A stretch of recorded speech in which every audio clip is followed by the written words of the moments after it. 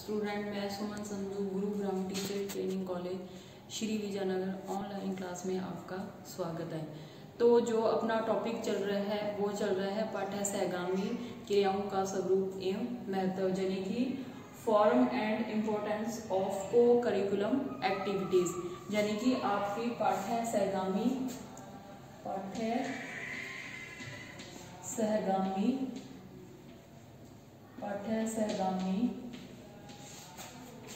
क्रियाओं का महत्व एवं स्वरूप, कि इसका क्या इम्पोर्टेंस है, इसका क्या महत्व है और इसका क्या स्वरूप है। जो हमारा की पाठ्य सहगामी क्रियाएं हैं वो उनका क्या है इसमें कि विद्यालय में पाठ्य सहगामी क्रियाओं के बिना सरसता नहीं उत्पन्न की नहीं जा सकती, यानी कि जो हमारी पाठ्य सहगामी क्रियाएं हैं इसके बिना विद्यालय में सरसता उत्पन्न नहीं होती। यह क्या है कि इसको हमारे लिए जारी करना बहुत ही आवश्यक होता है।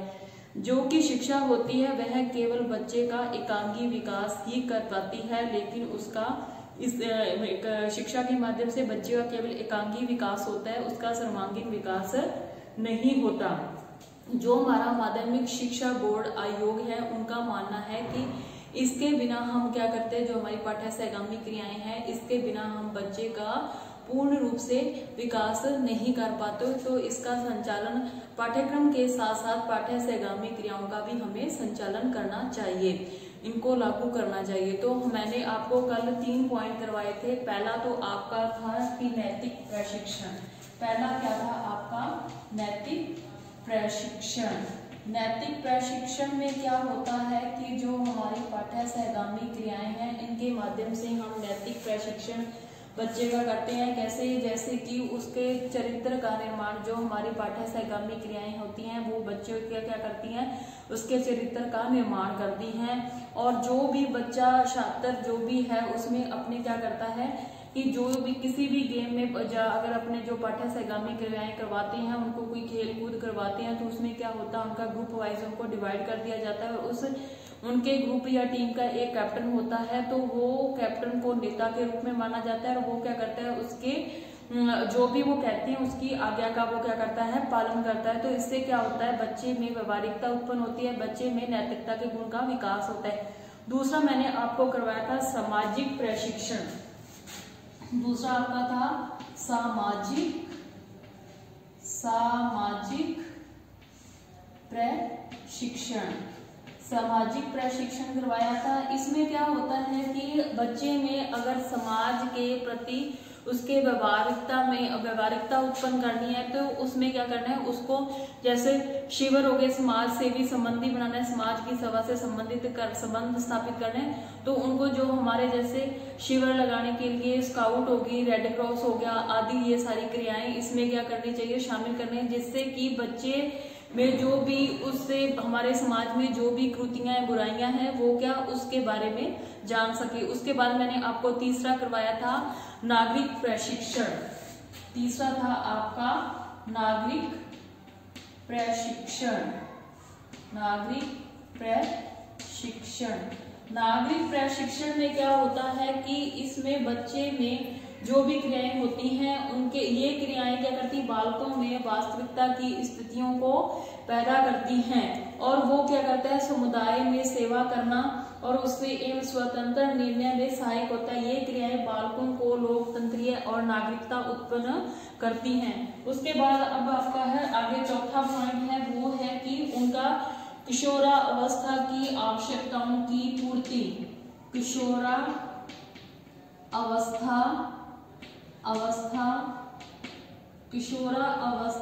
की आवश्यकताओं की पूर्ति।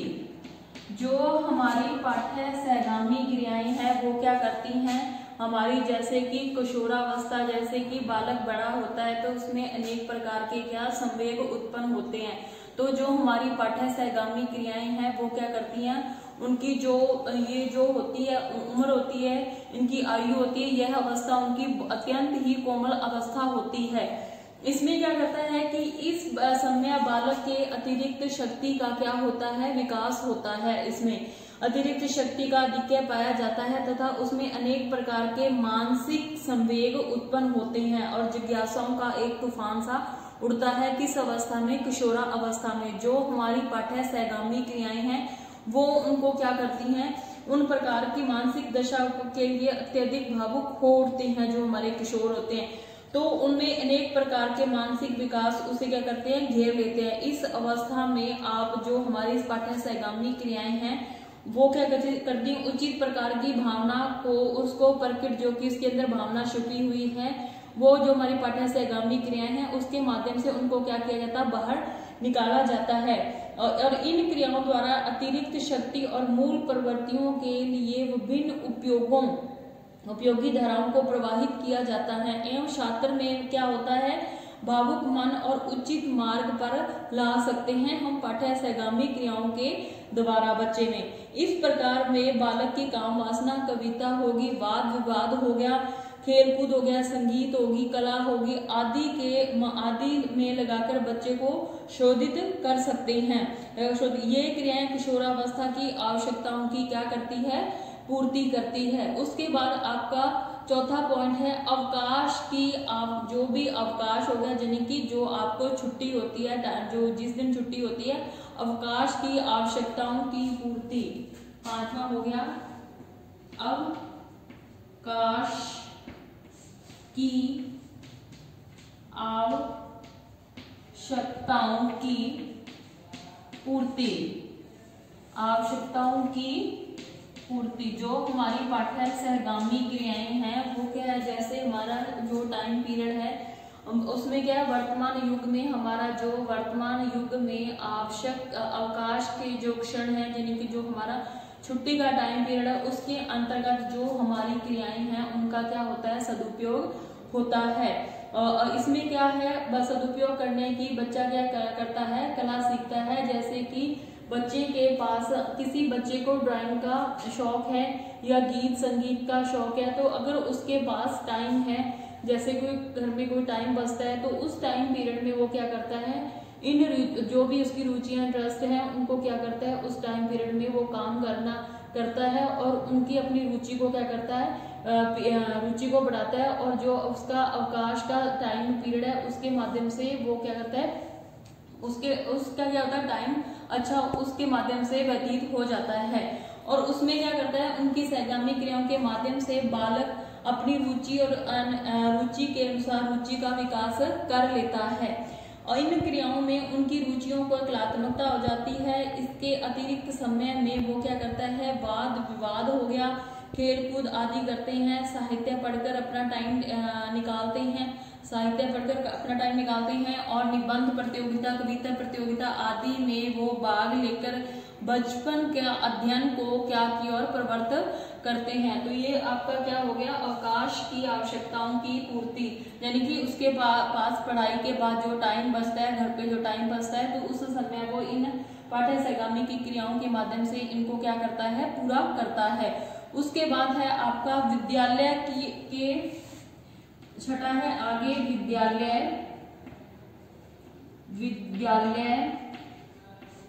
छठा है विद्यार्थियों की रुचि का विकास। विद्यालय में विद्यार्थियों की रुचि का विकास। विद्यार्थियों की रुचि का विकास, पहला तो था अवकाश, यानी कि उसके बाद जो उसका टाइम पीरियड बचता है उसके बारे में अवकाश की आवश्यकताओं की पूर्ति। फिर विद्यार्थियों की रुचि का विकास होता है किसके माध्यम से, पाठ्य सहगामी क्रियाओं के माध्यम से। इसमें क्या है कि पाठ्य सहगामी क्रियाएं छात्रों को विभिन्न प्रकार की रुचियों का क्या करती है, विकास करती है। जैसे कि जो रुचि सीखने की प्रक्रिया का आधार है, जो हमारा इंटरेस्ट है उसकी प्रक्रिया, यानी कि उसका बेस है, जो आधार है, सीखने की प्रक्रिया का आधार है जो हमारी रुचि है। अतः इन क्रियाओं के माध्यम से इस बात का पता चल जाता है कि बालकों की वास्तविक रुचियां क्या हैं, उनके वास्तविक इंटरेस्ट क्या हैं। विद्यार्थियों की रुचि का पता जाने पर हम उनकी रुचि के अनुसार क्या करेंगे, विद्यालय में जो भी, जैसे अगर किसी बच्चे को खेलना पसंद है, या किसी को ड्राइंग करना पसंद है, या किसी को म्यूजिक का हो गया, या किसी को वाद विवाद हो गया, संगीत हो गया, तो हम विद्यालय में उनके अनुसार, बच्चों की रुचियों के अनुसार उनको क्या सारी सुविधाएं उपलब्ध करवाएंगे। तो ये किसके अंतर्गत आता है, हमारी पाठ्य सहगामी क्रियाओं के अंतर्गत आता है। उसके बाद है अनुशासन में सहायक। 7वां पॉइंट है आपका अनुशासन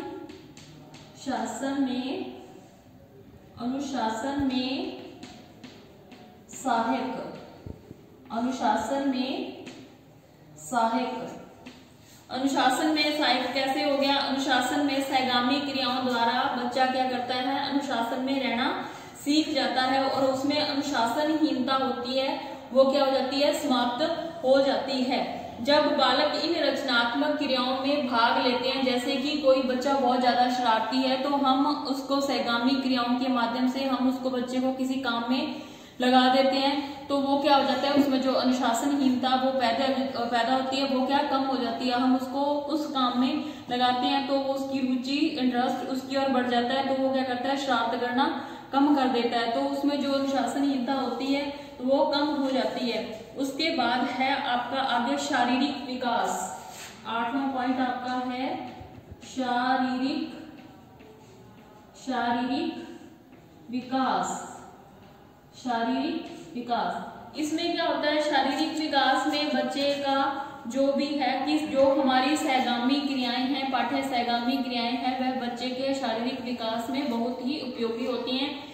जैसे कि हम बच्चे को खेलकूद हो गया, एनसीसी होगी, खेलकूद हो गया, एनसीसी होगी, तैराकी होगी, ड्रिल होगी, परेड आदि स्वास्थ्य के लिए क्या है, स्वस्थ शारीरिक विकास के लिए यह बहुत जरूरी है। जैसे कि बच्चे में खेलकूद करवाना, उनको तैराकी करवाना, जिससे तैराकी से उसके एक्सरसाइज होती है, और एनसीसी होगी, ड्रिल होगी आदि के माध्यम से उसका क्या किया जा सकता है, शारीरिक विकास किया जा सकता है। उसके बाद आपका 9वां पॉइंट है नेतृत्व की भावना का विकास। 9वां पॉइंट है आपका नेतृत्व की भावना का विकास। नेतृत्व की भावना का विकास। नेतृत्व की भावना का विकास कैसे हो गया कि अनुशासन, जो भी बच्चे में जो भी है नैतिक गुणों का प्रशिक्षण हो गया, उसमें नेतृत्व की भावना का विकास हो गया।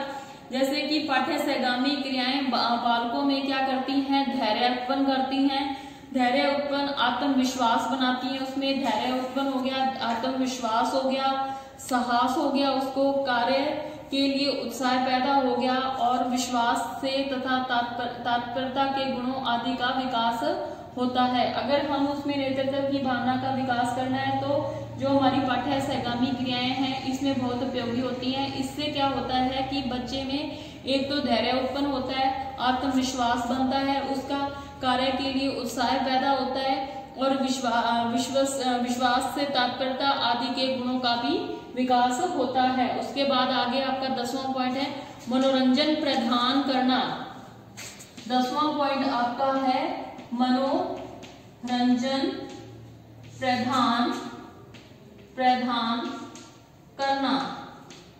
मनोरंजन प्रदान करना, जैसे कि बच्चा अगर सारा दिन क्लास में रहेगा तो उसको क्या होता है, अगर सारा दिन उसकी क्लासें लगती रहती हैं, अगर कोई उसको पाठ्य सहगामी क्रियाएं नहीं करवाई जाती तो उसे क्या होता है, बच्चे को घुटन महसूस होने लग जाती है, और इसके जब उसको ऐसे फील होता है तो उससे क्या होता है, उसकी पढ़ाई, जब उसको शिक्षा वो ढंग से ग्रहण नहीं कर पाता। हमें कुछ पीरियड, 1-2 पीरियड उसमें क्या करने चाहिए, खेल कूद के रखने चाहिए, जो जिसमें कि बच्चे आप अपनी रुचि के अनुसार कार्य कर सकें, घुटनपूर्ण उत्पन्न होती है। और जब वो बच्चा खेल कूद करता है, अदरवाइज अन्य क्रियाएं करता है, तो इससे क्या हो जाता है, उसकी थकान सारी होती है वो क्या उतर जाती है, उसको अच्छा महसूस होता है। इससे उसका क्या होता है, सामाजिक सर्वांगीण शारीरिक विकास हो पाता है। इसके साथ अगर हम बच्चे को सहगामी क्रियाएं करवाते हैं तो इसमें और भी उसमें गुण पैदा होते हैं। कौन कौन से होंगे गुण? होंगे उत्प्रेरणा में सहायक होता है, उसमें क्या होता है, बच्चा पाठ्य सहगामी क्रियाएं करवाते हैं तो उसमें उत्प्रेरणा में सहायक होता है। करके सीखने की उसमें क्या आती है, सिद्धांत। करके सीखने, हम कोई भी काम जब करके सीखते हैं तो उसमें क्या आती है, उसकी व्यवहारिकता आ जाती है। उसके बाद है सृजनकारी अभिवृत्तियों का विकास भी होता है। यानी सृजन, किसी चीज को करके सीखना या किसी चीज को देखकर सीखना, वो क्या होता है, सृजन करना होता है। फिर होता है आगे आपका तीसरा पहला पॉइंट था आपका कि समन्वित व्यक्तित्व का विकास होता है। दूसरा पॉइंट आपका है उत्प्रेरणा का विकास, जैसे बच्चे में गुण पैदा होते हैं। उसके बाद करके सीखने का सिद्धांत, व्यवहारिक सिद्धांत हो गया। फिर चौथा है उसमें सृजनकारी अभिवृत्तियों का विकास हो गया। अच्छी आदतों का निर्माण होता है। सामाजिकता तथा नागरिकता का विकास होता है। समय का समुचित उपयोग करना बच्चा सीख जाता है। समाज के निर्माण में सहायक होती हैं ये पाठ्य सहगामी क्रियाएं। और नेतृत्व के गुणों का विकास होता है और जनतंत्रीय गुणों का भी उसमें क्या होता है, विकास होता है। अनुशासन का भी उस बच्चे में विकास होता है और मूल प्रवृत्तियों का शोधन एवं मार्गीकरण भी होता है। तो ये थे इसके इम्पोर्टेंस क्या है, इसके सामाजिक जो हमारी पाठ्य सहगामी क्रियाएं हैं उसके क्या महत्व है और क्या उपयोग है इसमें। इसको तो मैंने आपको करवाया है कि इसमें क्या जो हमारी पाठ्य सहगामी क्रियाएं हैं हमारे, ये जो इसका महत्व और इसका स्वरूप क्या है, इसमें मैंने आपको 10 पॉइंट करवाए हैं। 3 कल करवाए थे। जैसे पहला था आपके नैतिक प्रशिक्षण हो गया, उसके बाद आपका सामाजिक प्रशिक्षण हो गया, तीसरा आपका था नागरिक प्रशिक्षण। उसके बाद मैंने आज आपको कराया है किशोरावस्था की आवश्यकताओं की पूर्ति। जो हमारी किशोरावस्था होती है, यह अवस्था बहुत ही कोमल होती है। इस अवस्था में बच्चे में अनेक प्रकार के संवेग पाए जाते हैं। उसमें उसका जो कोमल मन होता है, उसकी जो मानसिक दशा होती है वह बहुत ही भावुक होती है।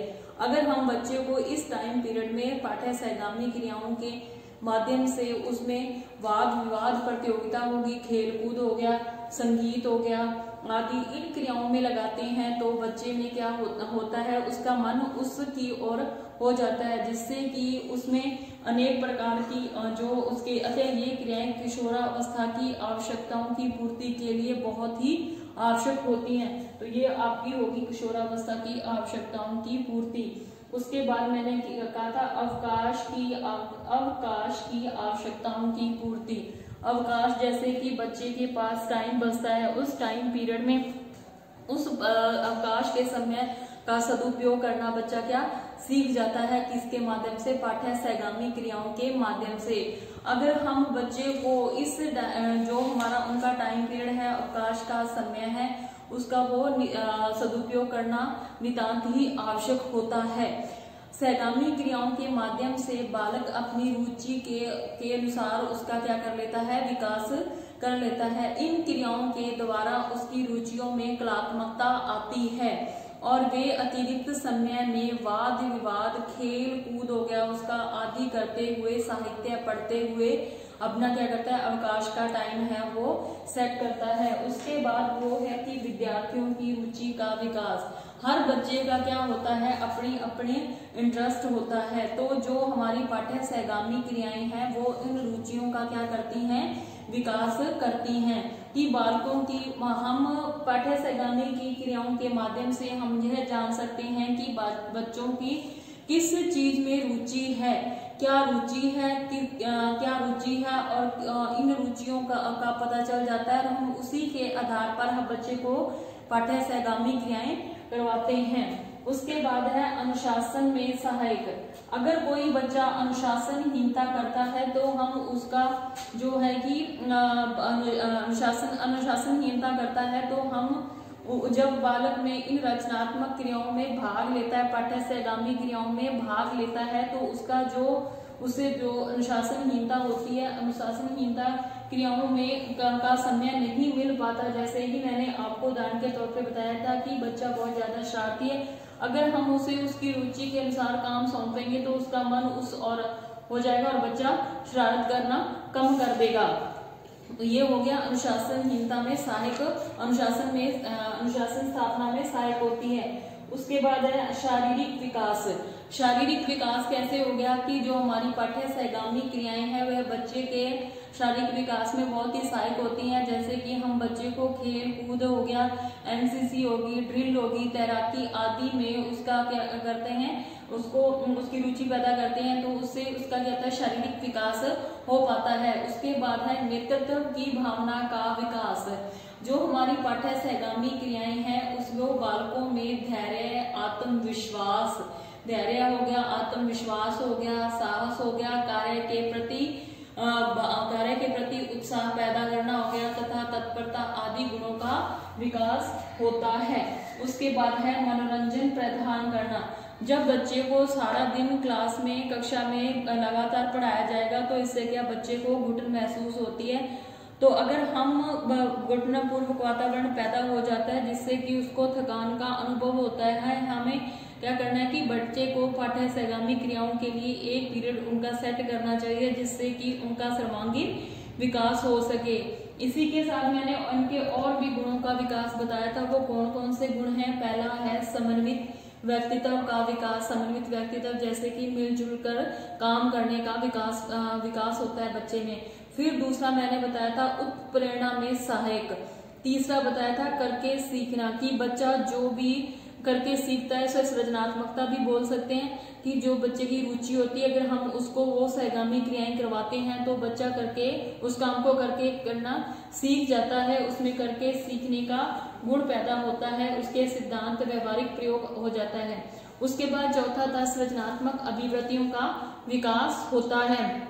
फिर है अच्छी आदतों का निर्माण होता है और सामाजिकता तथा नागरिकता का भी उसमें बच्चे में निर्माण होता है और उसका जो टाइम है समय का समुचित उपयोग करना भी सीख जाता है और समाज के निर्माण में भी सहायक होता है और नेतृत्व गुणों का भी उसमें क्या होता है, विकास होता है और जनतंत्रीय गुणों का भी उसमें बच्चे में विकास होता है और अनुशासन का विकास और मूल प्रवृत्तियों का शोधन या एवं मार्गांतरीकरण भी होता है। तो ये आपका हो गया पाठ्य सहगामी क्रियाओं का क्या महत्व है और क्या स्वरूप है। तो आज की क्लास यहीं खत्म होती है, तो कल की क्लास में मिलते हैं।